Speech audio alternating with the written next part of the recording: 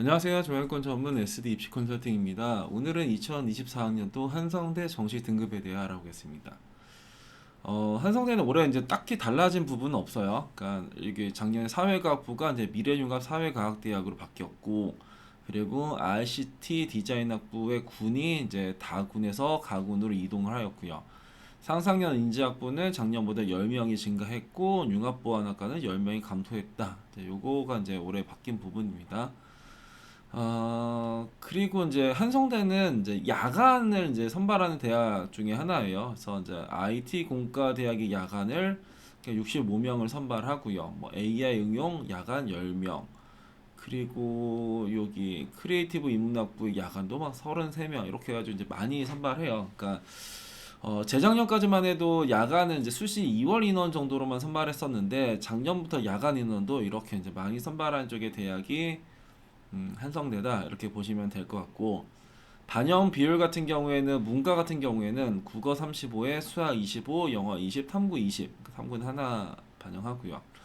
이과 같은 경우는 반대예요. 국어 25에 수학 35에 영어 20에 탐구 20. 이제 이렇게 반영하고, 이 상상력 인지학부라는 놈은 이제 잘한 거 위주로 40, 30, 20, 10 이렇게 반영을 해요. 그래서 대부분 이제 영어를 잘하니까 영어를 40을 반영하든 아니면 탐구를 40을 반영하든 이제 이런 식으로 여튼간에 내가 잘한 거 위주로 4, 3, 2 이렇게 반영이 되는 쪽의 대학이 요쪽이고, RCT 디자인학부 같은 경우에는 그거에 이제 야간은 이제 국어 40에 영어 40에 탐구 20 이렇게 반영한다.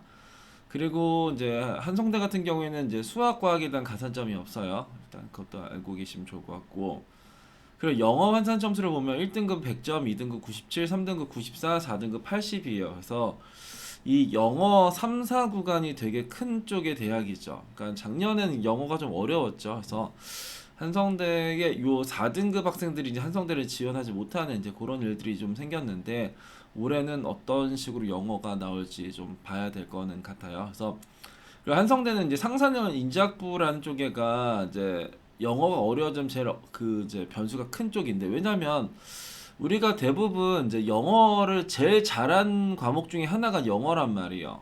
그러니까 내가 국어 수학 중에서 엄청나게 잘하는 거가 있으면 그냥 이렇게 4-3-2-1로 때리는 게 아니라 그냥 표준 점수 반영하는 국어 많이 반영한 대학, 수학 많이 반영한 대학을 쓰면 되는 건데, 우리가 이제 이런 식으로 하려고 하는 건 이제 국어 수학 중에서 망한 게 이제 극단적으로 있고, 이제 영어를 이제 40% 반영할 수 있는 쪽의 대학인데, 이게 이제 작년엔 영어를 40으로 반영하기에 약간 이제 불편했었던 대학인데 한성대다. 그래서 영어가 이제 이런 변수가 있다라는 거 보시면 될 것 같고, 작년에 이 예체능, 그러니까 이제 문과부터 볼까요? 문과에서 가장 위쪽에가 이제 상상력 인지학부, 그리고 사회과학, 크리에이티브 인문학부, 그리고 사회과학부의 야간, 크리에이티브 인문학부의 야간, 이제 문학문학 콘텐츠의 야간 정도가 이제 이런 식으로 나왔어요.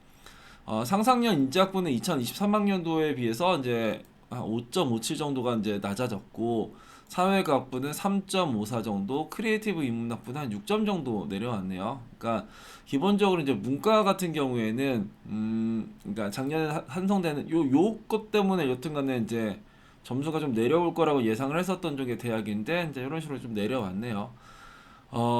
올라갔었던 쪽의 학과는 여기 사회과학부의 야간은 작년보다 이쪽에가 이제 3점 정도가 이제 올라갔고요.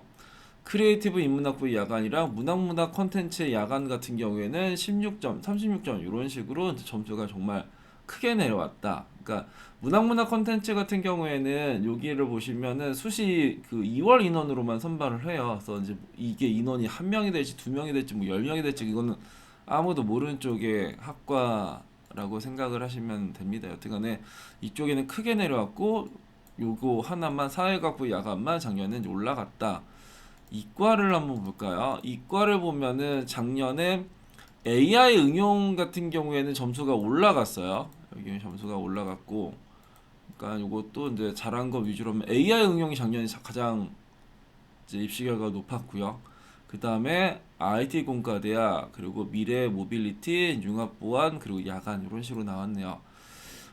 미래 모빌리티는 2024학년도에 신설의 학과였었고, 여튼 그 2023학년도 같은 경우에는 IT 공과 대학이 이제 AI 응용보다 점수가 높았었는데 이번에 점수가 이제 바뀌었죠. 그러면은 다시금 또 바뀔 요인도 이제 생길 수 있지 않을까라고 생각을 하고 융합보안 같은 경우는 작년보다 일단 모집 인원 줄었죠. 10명이. 그래서 융합보안, 그러니까 미래모빌리티 같은 경우 작년에 신설이었고 융합보안은 이번 이제 입시 결과는 제일 낮았는데 이제 모집 인원 좀 줄어가지고 좀 조심을 해야 될 것 같고 그리고 AI 응용이랑 IT 공과는 이제 야간도 이제 그 점수가 뒤집혔어요.